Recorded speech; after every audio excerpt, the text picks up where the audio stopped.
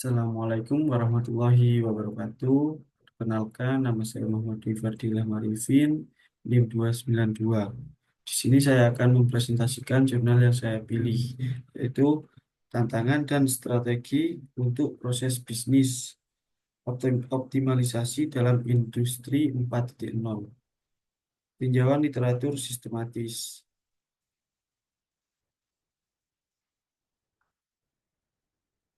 Nah, yang pertama ada penjelasan alur.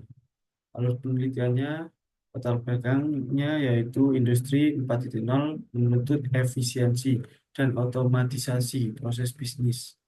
Dan yang kedua ada rumusan masalah, AI memiliki potensi besar namun sulit diimplementasikan.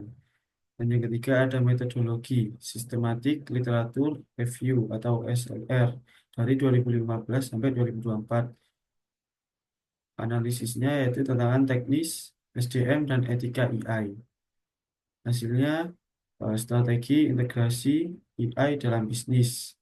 Kesimpulannya yaitu AI bermanfaat namun perlu kesiapan menyeluruh. Berikut penjelasan alur.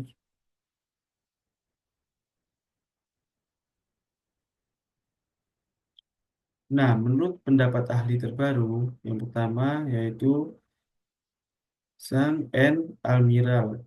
Nah, tantangan utama adalah kesenjangan keterampilan digital di tenaga kerja. Dan menurut pendapat ahli yang kedua, Bapak Tunde Adeyari, otomatisasi AI menurunkan biaya tapi butuh investasi besar. Pendapat ahli yang ketiga yaitu Chandra Treya. Penolakan karyawan dan kurangnya pemahaman teknis jadi penghambat utama. Yang keempat, O'Neill. Eh, Menurut O'Neill yaitu algoritma bisa menciptakan diskriminasi jika tidak diawasi secara etis.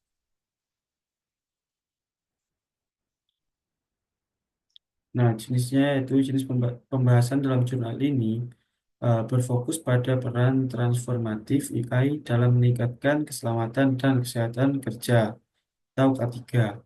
Nah, membahas dan juga membahas penerapan AI dalam diagnosis penyakit kerja, pemantauan risiko, dan pencegahan kecelakaan. Dan juga menjelaskan teknologi AI seperti deep learning, CNN, exoskeleton, dan vision transformer dalam konteks keselamatan kerja atau K3 tadi. Dan ada manfaat penerapan AI. Yang pertama ada efisiensi waktu dan biaya, otomatisasi tugas rutin, produksi, inventory, dan sebagainya. Yang kedua ada pengambilan keputusan cerdas, analitik prediktif berbasis big data. Yang ketiga ada peningkatan pengalaman pelanggan, sistem rekomendasi layanan chatbot. Yang keempat ada inovasi produk, mengidentifikasi tren pasar lebih cepat. Yang terakhir atau yang kelima, manajemen risiko lebih baik, deteksi dini masalah operasional. Nah, kesimpulannya pada jurnal yang pertama yang saya pilih ini, penerapan kecerdasan buatan atau AI dalam optimalisasi proses bisnis di era industri 4.0 memiliki potensi besar dalam meningkatkan efisiensi inovasi dan pengambilan keputusan. Namun, studi ini menunjukkan bahwa tantangan utama yang dihadapi meliputi keterbatasan infrastruktur, teknologi, kurangnya keterampilan digital di kalangan tenaga kerja, serta isu etika dan privasi data. Untuk mengatasi hal tersebut, diperlukan strategi yang menyeluruh, seperti investasi teknologi, pelatihan SDM, serta penerapan kebijakan etika AI. Oleh karena itu, adopsi AI yang sukses sangat bergantung pada kesiapan organisasi dalam aspek teknologi, manusia, dan regulasi.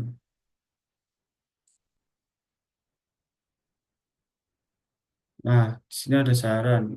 Saran bagi perusahaan, yang pertama ada investasi bertahap pada infrastruktur digital. Yang kedua ada program pelatihan dan pengembangan kompetensi AI bagi karyawan.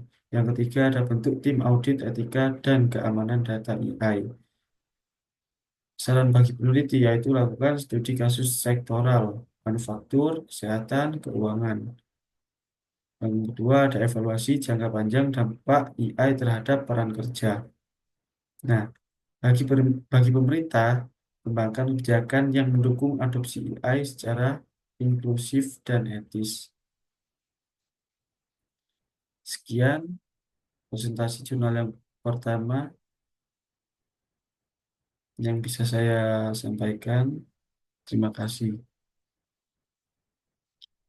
Nah, di jurnal yang kedua ini, saya akan mempresentasikan jurnal yang saya pilih, yang kedua tadi, yaitu peran transformatif AI dalam meningkatkan kesehatan dan keselamatan kerja, tinjauan, sistematis, dan meta-analisis.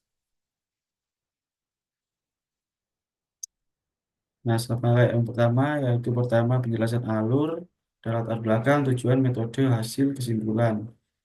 Latar belakangnya yaitu penyakit kerja dan kecelakaan masih menjadi isu global besar. Tujuannya menganalisis efektivitas AI dalam meningkatkan keselamatan kerja. Metodenya sistematik review dan meta-analisis atas 25 studi dari 1974 sampai 2023. Hasil AI terbukti efektif menurunkan kecelakaan dan meningkatkan diagnosis. Kesimpulannya perlu integritas berkelanjutan AI dalam sistem K3 atau kesehatan dan keselamatan kerja. Nah, menurut pendapat ahli, yaitu yang pertama ada Huang et al. Eh, Menurut Huang et al., model transformer berbasis CT scan capai akurasi 97% dalam diagnosis pneumokoniosis tahap awal. Dan menurut pendapat ahli yang kedua, ada Devnath et al., yaitu transfer learning misalnya caption V3 atau 6net, eh, efektif untuk klasifikasi penyakit paru kerja. Dan menurut pendapat ahli yang ketiga, ada Wong et al., yaitu model ensemble CNN sukses dalam deteksi dini CWP, penyakit paru pekerja batu bara. Yang menurut pendapat ahli yang keempat, ada ILO. Nah, menurut ILO ini 2,3 juta kematian kerja per tahun AI bisa jadi solusi preventif utama.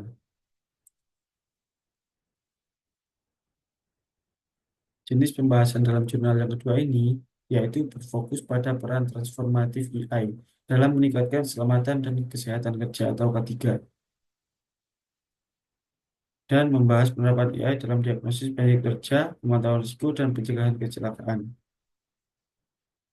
Nah, di jurnal yang ketiga ini, dia juga menjelaskan teknologi AI seperti Deep Learning, CNN, Exoskeleton, dan Vision Transformer dalam konteks keselamatan kerja.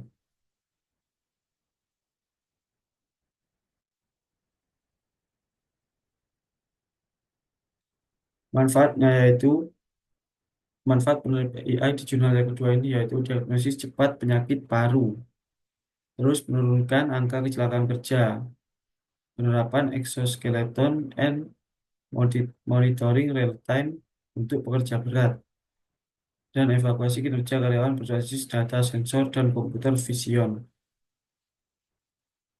Dan yang terakhir ada deteksi dini risiko, intervensi preventif. Kesimpulannya pada jurnal yang kedua ini yaitu hasil dari tinjauan sistematis dan meta-analisis ini menunjukkan bahwa penerapan teknologi kecerdasan buatan secara signifikan mampu meningkatkan keselamatan dan kesehatan kerja melalui pencegahan penyakit, deteksi dini, dan pengurangan risiko kecelakaan di tempat kerja. Teknologi ya seperti deep learning, CNN, dan model transformer terbukti efektif dalam menganalisis data medis seperti citra X-ray, NCT scan, serta dalam mengembangkan sistem monitoring real-time and exoskeleton untuk pekerja. Dengan integrasi AI yang tepat, pendekatan keselamatan kerja yang bergeser dari yang bersifat reaktif menjadi preventif. Oleh karena itu, investasi berkelanjutan dapat mengembangkan dan implementasi AI sangat penting untuk menciptakan lingkungan kerja yang lebih aman, sehat, dan berkelanjutan. Saran untuk jurnal yang kedua ini, untuk industrinya yaitu implementasikan sistem AI bertahap dengan pelatihan tenaga kerja. Yang kedua, gunakan exoskeleton untuk kerja berat dan evaluasi otomatis berbasis video atau sensor. Sedangkan saran untuk pemerintah, kembangkan regulasi etis AI dalam keselamatan kerja dan insentif investasi teknologi AI dalam sektor industri tinggi resiko. Sedangkan saran untuk peneliti, fokuskan studi pada sektor khusus seperti pertambangan atau konstruksi. Dan yang kedua, ada uji implementasi AI di lingkungan kerja nyata atau Beyond Lab.